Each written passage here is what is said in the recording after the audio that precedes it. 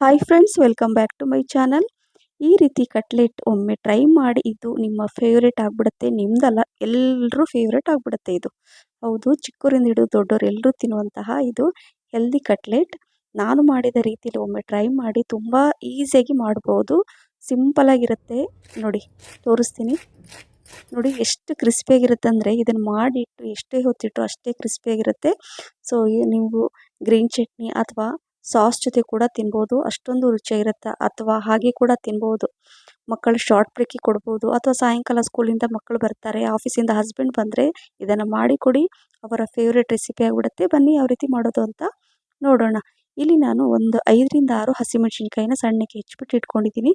ಹಾಗೆ ಈರುಳ್ಳಿ ಕೂಡ ಸ್ವಲ್ಪ ಜಾಸ್ತಿ ಪ್ರಮಾಣದಲ್ಲಿ, ಅಂದರೆ ಒಂದು 2ರಿಂದ 3, ದೊಡ್ಡ ಗಾತ್ರದಲ್ಲಿದ್ದರೆ 2 ಅಥವಾ ಚಿಕ್ಕದಿದ್ದರೆ 3 ಈರುಳ್ಳಿ ಕಟ್ ಮಾಡಿ ಇಟ್ಕೊಳ್ಳಿ. ಹಾಗೆ ಸ್ವಲ್ಪ ಜಾಸ್ತಿ ಪ್ರಮಾಣದಲ್ಲಿ ನಾನಿಲ್ಲಿ ಕೊತ್ತಂಬರಿ ಸೊಪ್ಪನ್ನು ತೊಳೆದ್ಬಿಟ್ಟು ಈ ಥರ ಹೆಚ್ಚಿಟ್ಕೊಂಡಿದ್ದೀನಿ. ಹಾಗೆ ಮೆಂತ್ಯ ಸೊಪ್ಪನ್ನು ಕಟ್ ಮಾಡಿ ಸೈಡಲ್ಲಿ ಇಟ್ಕೊಂಡಿದ್ದೀನಿ. ಒಂದು ಕ್ಯಾರೆಟ್ ನಾನು ಸಿಪ್ಪೆ ತೆಗೆದುಬಿಟ್ಟು ಅದನ್ನು ಕೂಡ ನಾನು ತುರಿದ್ಬಿಟ್ಟು ಇಟ್ಕೊಂಡಿದ್ದೀನಿ. ಈಗ ಇಲ್ಲಿ 1 ಕಪ್ಪಷ್ಟು ಅವಲಕ್ಕಿ, ನಾನು ಇದನ್ನು 1 ಟೈಮ್ ಅಥವಾ 2 ಟೈಮ್ ನೀಟಾಗಿ ತೊಳೆದ್ಬಿಟ್ಟು ಇದನ್ನು ನೆನೆಸ್ಬೇಕು ಅಂತ ಏನಿಲ್ಲ. ಮೀಡಿಯಮ್ ಅವಲಕ್ಕಿ ಇದು. ಸೊ ಹಾಗಾಗಿ ಮೀಡಿಯಮ್ ಅವಲಕ್ಕಿ ಬೇಗನೆ 1 ಟೈಮ್ ನೀರಲ್ಲಿ ಹಾಕಿದರೆ ಸಾಕು, ಇದು ಬೇಗನೆ ನೆನೆಯುತ್ತೆ. ಗಟ್ಟಿ ಅವಲಕ್ಕಿ ಏನಾದಿದ್ದರೆ ಸ್ವಲ್ಪ ನೀರು ಹಾಕಿಬಿಟ್ಟು ನೆನೆಸಿ. ಸೊ ಇದು 1-2 ಟೈಮ್ ನಾನು ತೊಳೆದ್ಬಿಟ್ಟು, ಈಗ ನೋಡಿ ಎಲ್ಲ ನೀರನ್ನು ತೆಗೆದುಬಿಟ್ಟು ಇದನ್ನು ಸೈಡಲ್ಲಿ ಇಡ್ತೀನಿ. ಇದು 5 ನಿಮಿಷದಲ್ಲಿ ತುಂಬ ಸಾಫ್ಟಾಗಿ ಆಗಿಬಿಡುತ್ತೆ.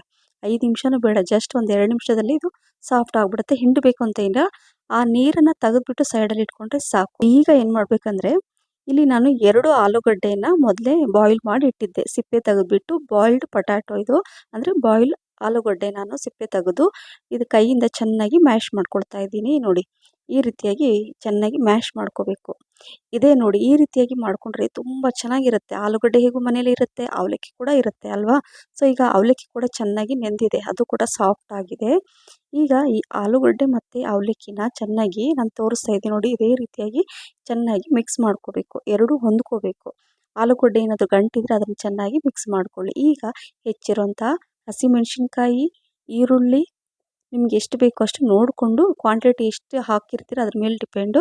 ಹಾಗೆ ಕೊತ್ತಂಬರಿ ಸೊಪ್ಪು, ಮೆಂತ್ಯ ಸೊಪ್ಪನ್ನು ಇದರಲ್ಲಿ ಹಾಕ್ಕೊಳ್ಳಿ. ಏನಂದರೆ ಜಾಸ್ತಿ ಪ್ರಮಾಣದಲ್ಲಿ ಹಾಕ್ಕೊಳ್ಳಿ, ತುಂಬ ಚೆನ್ನಾಗಿರುತ್ತೆ. ಹಾಗೆ ಕ್ಯಾರೆಟ್ ಕೂಡ ತುರಿದ್ಬಿಟ್ಟು ಇಟ್ಕೊಂಡಿದ್ನಲ್ಲ, ಅದನ್ನು ಕೂಡ ಇದರಲ್ಲಿ ಹಾಕ್ಕೊಳ್ತಾ ಇದ್ದೀನಿ. ಈಗ ಹೈ ಪ್ರೋಟೀನ್ ಅಂತ ಹೇಳ್ತಾ ಇದ್ದೀನಿ, ಇದು ಹೈ ಪ್ರೋಟೀನ್ ಹೊಂದಿರುವಂತಹ ಈ ಹೆಸರು ಕಾಳು ಮೊಳಕೆ ಕಟ್ಟಿದ್ದಿತ್ತು. ಸೊ ಅದನ್ನು ಒಂದು 2 ಮುಷ್ಟಿಯಷ್ಟು ನಾನು ಇದರಲ್ಲಿ ಹಾಕ್ತಾ ಇದ್ದೀನಿ. ಸೊ ನೋಡಿದ್ರಲ್ಲ, ಇದನ್ನು ಈ ರೀತಿ ಕಟ್ಲೆಟ್ ನೀವು ಮಾಡಿದ್ದೀರಾ? ಮಾಡಿಲ್ಲ ಅಂದರೆ ಇವತ್ತೇ ಟ್ರೈ ಮಾಡಿ. ರುಚಿಗೆ ತಕ್ಕಷ್ಟು ಉಪ್ಪನ್ನು ಕೂಡ ಹಾಕ್ಕೊಂಡಿದ್ದೀನಿ. ಸ್ವಲ್ಪ ಅರಿಶಿನ, ಅರ್ಧ ಟೀ ಸ್ಪೂನಷ್ಟು ಧನಿಯಾ ಪುಡಿ, ಅರ್ಧ ಟೀ ಸ್ಪೂನಷ್ಟು ಜೀರಿಗೆ ಪುಡಿ, ಹಾಗೆ 2 ಟೇಬಲ್ ಸ್ಪೂನಷ್ಟು ಕಾರ್ನ್ ಫ್ಲೋರ್. ನಂತರ ನೋಡಿ, 2ರಿಂದ 3 ಟೇಬಲ್ ಸ್ಪೂನಷ್ಟು ಇದು ಶೇಂಗಾ ಬೀಜ ಹುರಿದ್ಬಿಟ್ಟು ಸಿಪ್ಪೆ ತೆಗೆದು ಇದರಲ್ಲಿ ಹಾಕ್ಕೊಳ್ತಾ ಇದ್ದೀನಿ. ಇದನ್ನು ತಿನ್ನುವಾಗ ಯಾವ ರೀತಿ ಫ್ಲೇವರ್ ಕೊಡುತ್ತೆ ಅಂದರೆ, ಇದರಲ್ಲಿ ಈ ಶೇಂಗಾ ಕೂಡ ಮಧ್ಯೆ ಮಧ್ಯೆ ಸಿಗುತ್ತೆ ಬಾಯಲ್ಲಿ, ತುಂಬ ರುಚಿಯಾಗಿರುತ್ತೆ. ಹಾಗಾಗಿ ಇದನ್ನೆಲ್ಲ ಹಾಕ್ಕೊಳ್ಳಿ, ಚೆನ್ನಾಗಿ ಮಿಕ್ಸ್ ಮಾಡ್ಕೋಬೇಕು. ಮತ್ತು ಇದು ಬಿಳಿ ಎಳ್ಳು, ಸೀಸಮ್ ಸೀಡ್ಸ್, ಇದು ಬಿಳಿದು ವೈಟ್ ಸೀಸಮ್ ಸೀಡ್ಸನ್ನು, ಅಂದರೆ ಬಿಳಿ ಎಳ್ಳನ್ನು ಹಾಕ್ಕೊಂಡಿದ್ದೀನಿ. ಹಾಕ್ಕೊಂಡು ಇದನ್ನು ಚೆನ್ನಾಗಿ, ನೀರಂತೂ ಸ್ವಲ್ಪ ಕೂಡ ಹಾಕ್ಕೋಬಾರ್ದು, ಕರೆಕ್ಟಾಗಿ ನಾನು ತೋರಿಸ್ತಾ ಇದ್ದೀನಿ ನೋಡಿ, ಅದೇ ರೀತಿಯಾಗಿ ಚೆನ್ನಾಗಿ ಮಿಕ್ಸ್ ಮಾಡಿಕೊಂಡು ಎಲ್ಲ ಮಸಾಲೆ ಅದೆಲ್ಲ ಹೊಂದ್ಕೋಬೇಕು. ಈಗ ಸ್ವಲ್ಪ ದೊಡ್ಡ ಗಾತ್ರದಲ್ಲಿ, ಅಂದರೆ ಒಂದು ನೋಡಿ ಈ ರೀತಿಯಾಗಿ ನಾನು ತೋರಿಸ್ತಾ ಇದ್ದೀನಲ್ಲ, ಅಷ್ಟು ಸ್ವಲ್ಪ ಜಾಸ್ತಿ ಪ್ರಮಾಣದಲ್ಲಿ ತೊಗೊಂಡು ಫಸ್ಟ್ ಈ ಥರ ರೌಂಡಾಗಿ ಉಂಡೆ ಥರ ಮಾಡ್ಕೊಳ್ಳಿ. ಉಂಡೆ ಥರ ಮಾಡ್ಕೊಂಡು ನಂತರ ಒಂದು ಕಟ್ಲೆಟ್ ಶೇಪಿಗೆ ತರೋಣ. ನೋಡಿ, ಈ ಥರ ತರಬೇಕು. ಮೀಡಿಯಮ್ ಗಾತ್ರದಲ್ಲಿ ಇರಲಿ, ತುಂಬ ದೊಡ್ಡದು ಬೇಡ, ತುಂಬ ಚಿಕ್ಕದು ಬೇಡ, ಪರ್ಫೆಕ್ಟಾಗಿ ಇದು ಈ ರೀತಿಯಾಗಿ ಇರಬೇಕು. ಈಗ ಏನು ಮಾಡಬೇಕಂದ್ರೆ, ಎಲ್ಲ ಇದೇ ರೀತಿಯಾಗಿ ಮಾಡಿ ಪ್ಲೇಟಲ್ಲಿ ಇಟ್ಕೊಂಡ್ಬಿಡ್ಬೇಕು. ಅಕಸ್ಮಾತ್ ಯಾರಾದರೂ ಗೆಸ್ಟ್ ಬರ್ತಾ ಇದ್ದಾರೆ, ಏನಾದರೂ ಸ್ಪೆಷಲಾಗಿ ಮಾಡಿಕೊಡೋಣ ಅಂತ ಅನಿಸ್ತಾ ಇದ್ದರೆ ನೀವೇನು ಮಾಡಿ ಅಂದರೆ, ಅಥವಾ ಕಿಟ್ಟಿ ಪಾರ್ಟಿ ಇರುತ್ತೆ, ಏನಾದರೂ ಈ ಥರ ಡಿಫ್ರೆಂಟಾಗಿ ಈ ಥರ ಮಾಡಿ, ಈಗ ಈ ಥರ ಎಲ್ಲ ಮಾಡಿಬಿಟ್ಟು ನೀವು ಇದನ್ನು ಫ್ರಿಜ್ಜಲ್ಲೂ ಕೂಡ ಇಟ್ಕೊಂಡು ನಿಮ್ಗೆ ಯಾವಾಗ ಬೇಕೋ ಆವಾಗ ಇದನ್ನು ನೀವು ಫ್ರೈ ಮಾಡಿ ತಿನ್ಬೋದು. ನೋಡಿ, ಈ ಥರ ಎಲ್ಲ ಮಾಡಿ ಇಟ್ಕೊಂಡ್ಬಿಟ್ರೆ ಬಿಸಿ ಬಿಸಿಯಾಗಿ ಮಕ್ಕಳು ಸ್ಕೂಲಿಂದ ಬಂದಾಗ, ಹಸ್ಬೆಂಡ್ ಆಫೀಸಿಂದ ಬರ್ತಿರ್ತಾರಲ್ಲ, ಅವರಿಗೆ ನೀವು ಮಾಡಿಕೊಡಿ. ನಿಜವಾಗ್ಲೂ ತುಂಬ ಚೆನ್ನಾಗಿರುತ್ತೆ ಫ್ರೆಂಡ್ಸ್, ರಿಯಲಿ ನೀವು ಮರೆಯೋದೇ ಇಲ್ಲ ಇದರ ರುಚಿ. ಈಗ ಇದನ್ನು ಜಸ್ಟ್ ಶಾಲೋ ಫ್ರೈ ಮಾಡೋಣ. ಸೊ ಹಾಗಾಗಿ ಎಣ್ಣೆ ಕೂಡ ಕಡಿಮೆ ಹಾಕಿದ್ದೀನಿ, ಇದು ಸಿಮ್ಮಲ್ಲಿ ಇಟ್ಟು ಬಿಸಿ ಮಾಡ್ತಾ ಇರ್ತೀನಿ, ಅಂದರೆ ಬಿಸಿ ಆಗಲಿ ಅಷ್ಟರಲ್ಲಿ. ಇಲ್ಲಿ ಒಂದು ಬಟ್ಲಲ್ಲಿ 2 ಟೇಬಲ್ ಸ್ಪೂನಷ್ಟು ಕಾರ್ನ್ ಫ್ಲೋರ್ ಹಾಕ್ಕೋಬೇಕು. ಅದಕ್ಕೆ ಒಂದು ಸ್ವಲ್ಪ ನೀರು ಹಾಕ್ಕೊಂಡು ಚೆನ್ನಾಗಿ ಈ ಥರ ಮಿಕ್ಸ್ ಮಾಡ್ಕೋಬೇಕು. ನೋಡಿ ಈ ರೀತಿ ತೋರಿಸ್ತಾ ಇದ್ದೀನಿ ನೋಡಿ, ಈ ರೀತಿಯಾಗಿ ಸ್ವಲ್ಪ ನೀರಾಗಿ ಇರಬೇಕು, ತುಂಬ ಗಟ್ಟಿಯಾಗಿ ಬೇಡ. ಈಗ ಇದನ್ನು ಸೈಡಲ್ಲಿ ಇಟ್ಕೊಂಡು ಈ ಒಂದು ಪ್ಲೇಟಲ್ಲಿ ನಾನು ಈ ಚಿರೋಟಿ ರವೆ ಇರುತ್ತಲ್ವ, ಸೊ ಆ ಚಿರೋಟಿ ರವೆ ಅಥವಾ ಬಾಂಬೆ ರವೆ ಮನೇಲಿ ಯಾವುದಿರುತ್ತೋ ಅದು ನೋಡಿಕೊಂಡು ಮನೇಲಿ ಯಾವ್ದು ಐಟಮ್ ಇರುತ್ತೋ ಅದನ್ನು ನೀವು ಯೂಸ್ ಮಾಡಿ. ಈಗ ಈಗ ಏನದು ಕಟ್ಲೆಟ್ ಇದೆಯಲ್ವ ಮಾಡಿಟ್ಟಿರುವಂಥದ್ದು, ಅದನ್ನು ಮೊದಲು ಕಾರ್ನ್ ಫ್ಲೋರ್ ನೀರಲ್ಲಿ ಅದರಲ್ಲಿ ಡಿಪ್ ಮಾಡಿ ನಂತರ ಈ ರವೆನ ಈ ರೀತಿಯಾಗಿ ಹಚ್ಚಬೇಕು. ಅಥವಾ ಬ್ರೆಡ್ ಕ್ರಮ್ಸ್ ಇರುತ್ತಲ್ವ ಅದನ್ನು ಕೂಡ ಯೂಸ್ ಮಾಡ್ಬೋದು. ಹೆಚ್ಚಾಗಿ ಎಲ್ಲರೂ ಮನೇಲಿ ಇರಲ್ಲ, ರವೆ ಅಂತೂ ಇದ್ದೇ ಇರುತ್ತಲ್ವ, ಹಾಗಾಗಿ ನಾನು ಈ ರೀತಿಯಾಗಿ ತೋರಿಸ್ತಾ ಇದ್ದೀನಿ. ನೋಡಿದ್ರಲ್ಲ ಫ್ರೆಂಡ್ಸ್, ಇದೇ ರೀತಿಯಾಗಿ ಎಷ್ಟು ಬೇಕೋ ಅಷ್ಟು ನೀವು ಮಾಡಿಕೊಂಡು ಈ ಥರ ಶಾಲೋ ಫ್ರೈನ ಮಾಡ್ಬೋದು.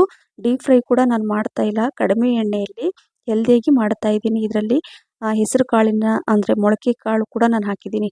ಅದು ಕೂಡ ಹೈ ಪ್ರೋಟೀನನ್ನು ಹೊಂದಿರುವಂತಹ ಇದು ಕಟ್ಲೆಟ್ ಅಂತ ಹೇಳ್ಬೋದು. ಹಾಗಾಗಿ ಡೈರೆಕ್ಟ್ ಮಕ್ಕಳಿಗೇನಾದರೂ ನಾವು ಈ ಹೆಸರು ಕಾಳು ಮೊಳಕೆ ಕಟ್ಟಿ ತಿನ್ನು ಆರೋಗ್ಯಕ್ಕೆ ಒಳ್ಳೆಯದು ಅಂತ ಹೇಳಿದರೆ ಹೆಚ್ಚಾಗಿ ಎಲ್ಲ ಮಕ್ಕಳು ತಿನ್ನಲ್ಲ.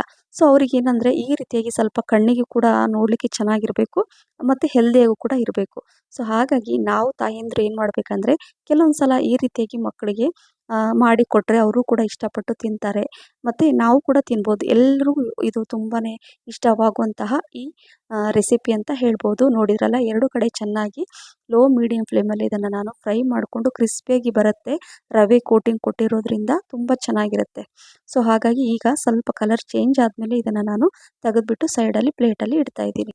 ಅದೇ ರೀತಿ ಸೇಮ್ ಎಲ್ಲ ಅದೇ ರೀತಿ ನಾನು ಮಾಡಿ ಇಟ್ಕೊಳ್ತಾ ಇದ್ದೀನಿ. ಸೊ ಫ್ರೆಂಡ್ಸ್, ಇದನ್ನು ನಾನು ಮಾಡಿ ಕೊಟ್ಟಾಗ ಮಕ್ಕಳಿಗಂತೂ ತುಂಬಾ ಇಷ್ಟ ಆಯಿತು.